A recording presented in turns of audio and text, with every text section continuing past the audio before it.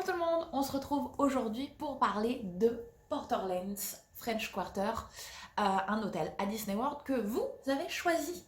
Je vous ai posé la question sur Insta, quel type de vidéo vous vouliez voir, vous avez choisi cet hôtel, tant mieux, c'est mon préféré. Et d'ailleurs, shameless plug, si vous ne me suivez pas encore sur Instagram, n'hésitez pas à me rejoindre. Je fais toujours des petites news sur mes prochaines vidéos, sur ce qui se passe dans les parcs en direct. Et j'ai 4 chats et vous pouvez les voir. Et c'est super cool parce qu'ils sont super mignons, les chats.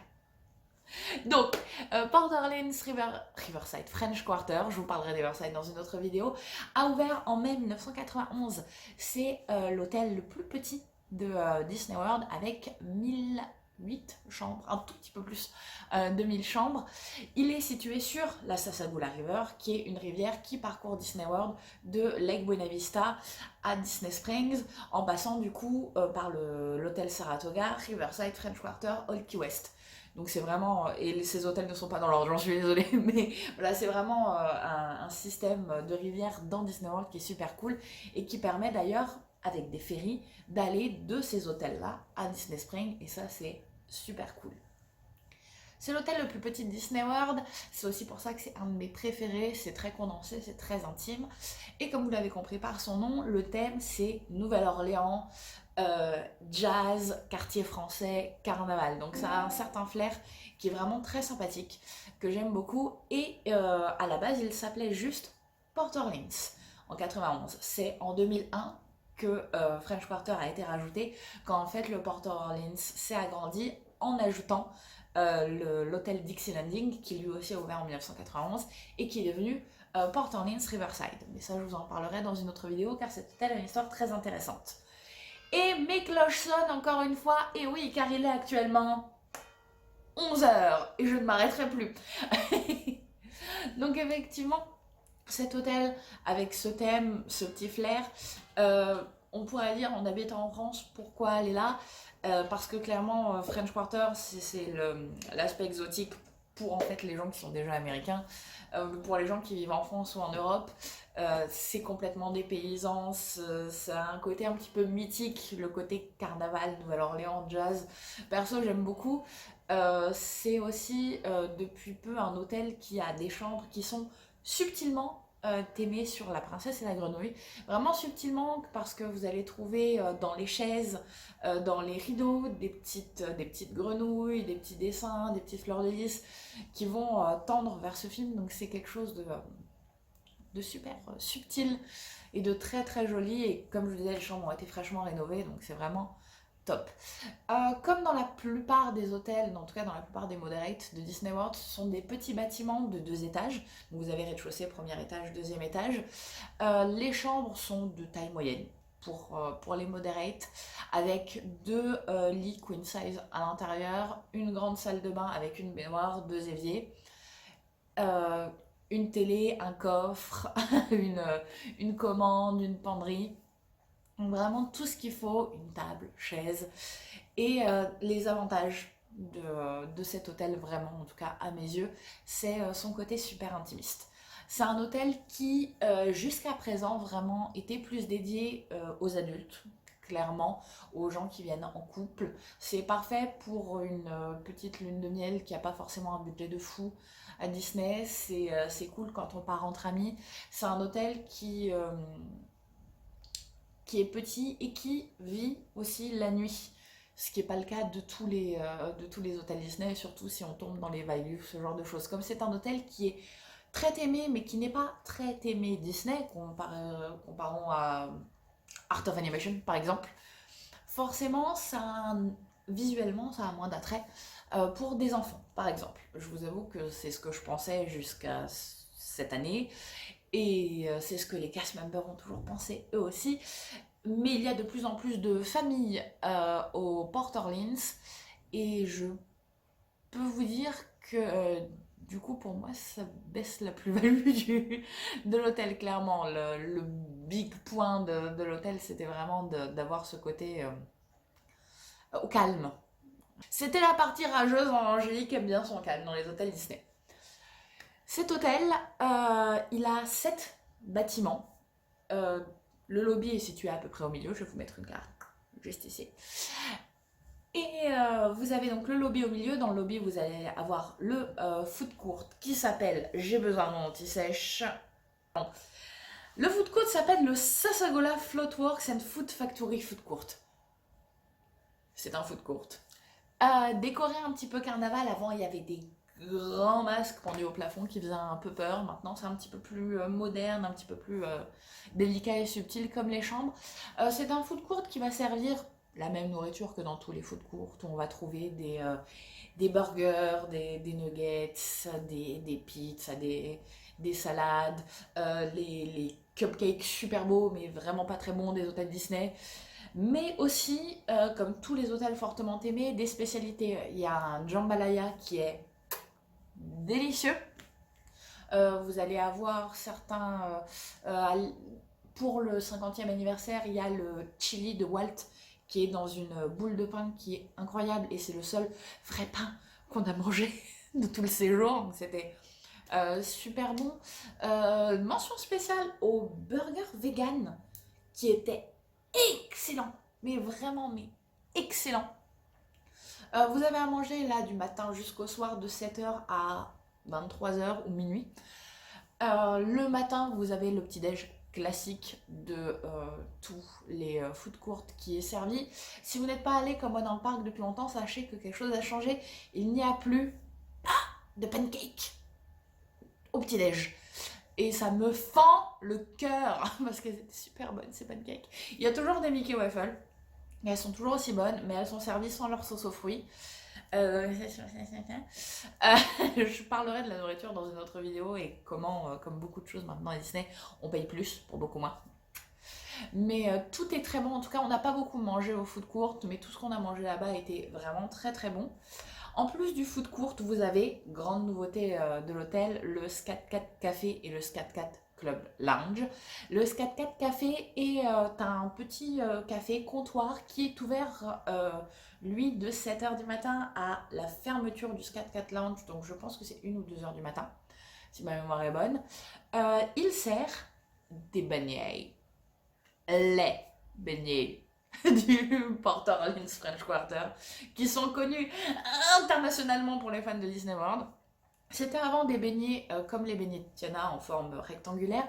Maintenant, ce sont des beignets en forme de Mickey, ce qui veut dire qu'ils sont encore meilleurs car ils sont en forme de Mickey. C'est la base. Vous entendez Flagada qui est en train d'arriver? Oui. Qu'est-ce qu'il y a? Qu'est-ce que je peux faire pour toi? Oui. Viens là. Ah, voilà. Donc, ce sont des très très bons beignets qui sont servis par 3, recouverts d'à peu près 8 kg de sucre glace et servis avec une sauce. Vous avez une sauce au caramel, une sauce aux fruits rouges et une sauce au chocolat légèrement café chicorée qui est divine. Divine. Et comme ils ouvrent à 7h, on peut même prendre des beignets au petit déjeuner. Et ça, c'est parfait. Quoi? Qu'est-ce qu'il y a? Ah bah oui, mais au bout d'un moment, il faut se décider, hein.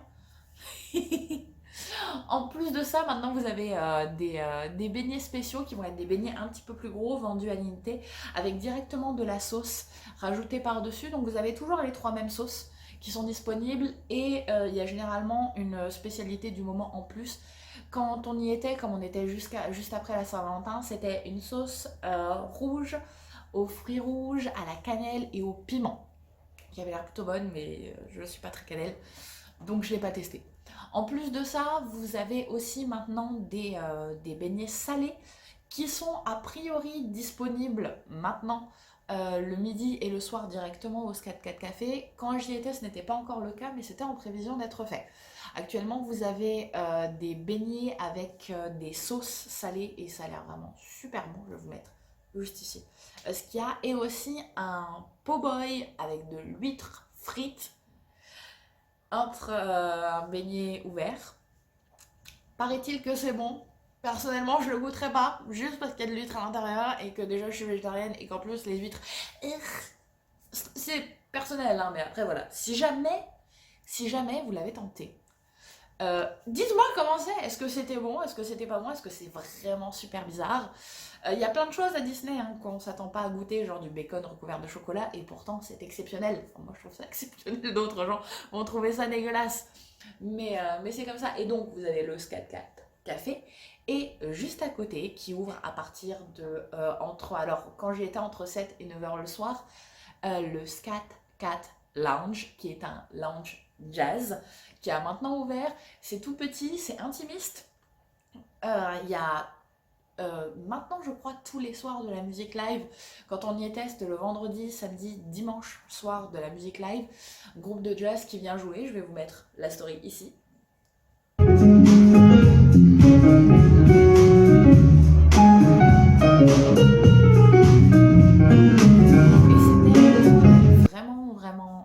Top, les cocktails sont très bons, les cocktails sont vraiment super sympathiques. Ma mère a pris un martini au chocolat, moi j'avais pris un espèce de Long Island Iced Tea avec un petit peu moins d'alcool à l'intérieur, mais c'était quand même plutôt balèze. À savoir, nous n'avons pas été cardés. Quand on a commandé de l'alcool à l'hôtel, on n'a pas eu à montrer nos cartes d'identité, nos passeports pour prouver notre âge. Là où dans les autres endroits de Disney World où on a commandé de l'alcool, ça a été le cas. Sauf au Jock Lindsay à Disney Springs. Aussi, on ne nous a pas demandé quoi que ce soit. Donc vous avez le food court, le Scat Cat Café, le Scat Cat Lounge, et à côté de la piscine, vous avez le Mardi Grog, jeu de mots, qui est le bar de la piscine qui sert à partir de 11h du matin jusqu'à la fermeture de la piscine, donc 11h. Des cocktails sans alcool, des espèces de slushies, des granités avec ou sans alcool, et aussi quelques petits trucs à manger. Le bar est sympathique, j'y suis jamais allée parce que personnellement quand je suis au bord de la piscine, au soleil, je bois pas d'alcool, je suis plutôt la personne qui va se remplir un gobelet comme ça de thé glacé avec des glaçons et pas de sucre et qui va se ramener son assiette de beignets sur le bord de la piscine. Et ça aussi, c'est méga cool. Le Port Orleans French Quarter n'a qu'une seule piscine, une grosse piscine avec ce monstre, ce serpent de mer qui me terrorise légèrement puisque j'aime pas les chats. Qui est une piscine quand même de taille plutôt sympathique. Comme je disais, elle est ouverte généralement de 10h à 11h le soir. C'est une piscine surveillée car ce n'est pas une piscine de quartier. Et vous avez aussi en plus à côté une splash zone qui déboîte. Qui est absolument géniale, qui est faite pour les enfants, mais pas que. Parce qu'à notre premier voyage, Caroline et moi, nous avions fait quelques photos dans cette splash zone que je vais rajouter ici. Tada! Donc c'était vraiment très sympathique. Il y a toujours des animations aussi autour de la piscine, comme dans tous les hôtels Disney, que ce soit des petites dance parties, que ce soit des petits quiz, des jeux avec des ballons. Vous avez aussi, en l'occurrence, au Port Orleans, le tie and dye qui se fait à côté de la piscine, donc c'est super sympa. Et c'est vrai que je crois qu'ils ont ajouté un petit peu plus d'activités récemment, justement parce qu'il y a de plus en plus de familles. J'ai pas souvenir d'avoir vu le tie and dye, par exemple, avant. Au French Quarter. Peut-être que c'était le cas, hein, peut-être juste que je n'étais pas aux bonnes heures à la piscine et que je me suis pas spécialement intéressée aux activités. Le Port Orleans va aussi avoir ce qu'on appelle des campfires, en l'occurrence il y en a deux à chaque bout de l'hôtel, et tous les soirs entre 5h et 6h il y a un petit feu de camp et on peut faire des s'mores avec les cast members, et ça aussi c'est super sympathique. Il n'y a pas forcément beaucoup de monde, ça dépend des périodes de l'année, mais c'est vraiment bien. L'avantage du French Quarter, pour moi, comme je le disais, c'est vraiment ce côté super cool, intimiste. Les cast members sont exceptionnels là-bas, vraiment très sympa. La boutique a des produits spéciaux, bien sûr, de l'hôtel. Vous allez pouvoir tout trouver hein, dans les boutiques de l'hôtel, que ce soit des goodies, que ce soit des produits de première nécessité. Si vous cherchez quoi que ce soit, n'hésitez pas à demander aux cast members, ils sont toujours là pour vous donner les meilleurs conseils.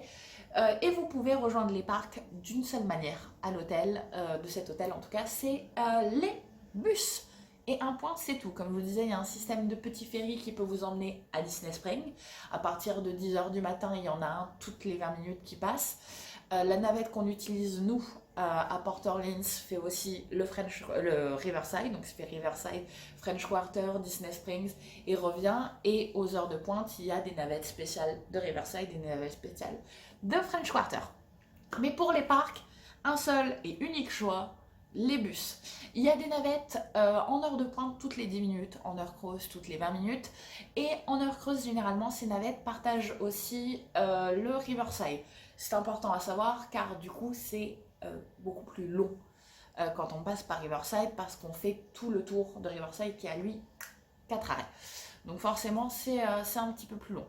Le matin, il faut compter en moyenne 15 minutes pour arriver dans quasiment n'importe quel parc. On est techniquement situé dans la zone d'Epcot, c'est effectivement le parc le plus proche. Je pense que le trajet le plus court qu'on ait fait pour Epcot était très certainement moins de 5 minutes. Donc c'est vrai que c'était plutôt sympathique. Après, comme toujours, vous avez les lifts, donc un autre type de Uber que je conseille. Là-bas, faites très attention au prix. Ça m'est arrivé de me faire arnaquer par rapport à ça. Alors c'était pour aller à l'aéroport où à la base c'était censé être 33 $. Et avant que le mec arrive, je n'ai pas vu, il a changé le prix en 65 $. Voilà, c'était pas forcément cool, forcément.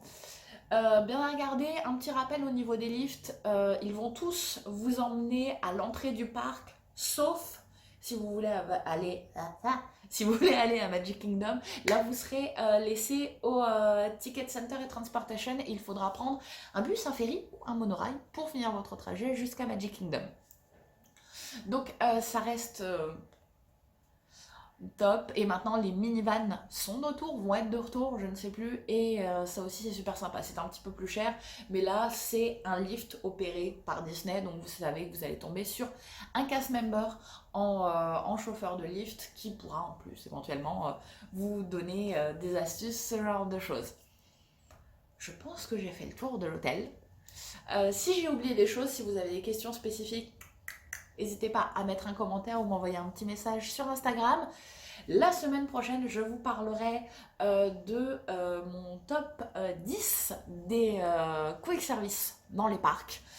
Le pourquoi, le comment, ou dans les parcs et dans Disney Spring aussi. Je pense que je vais peut-être un petit peu étendre. Il y a vraiment beaucoup de choses absolument géniales à manger à Disney World. En attendant, je vous souhaite de passer une très bonne fin de journée, soirée, nuit, semaine, dimanche. On se retrouve la semaine prochaine. Bye bye. Bienvenue dans ma N-card. Merci d'avoir regardé la vidéo. J'espère que ça vous a plu. Ça m'a beaucoup plu de parler du French Quarter aussi. C'est vraiment un hôtel que j'aime beaucoup. Et comme je disais, on se retrouve la semaine prochaine pour parler de nourriture dans les parcs. N'hésitez pas à vous abonner, à liker la vidéo, à partager si vous voulez investir d'autres personnes dans votre futur voyage à Disney World. N'hésitez pas à me retrouver sur Instagram à Voyage with Angie. Bye bye!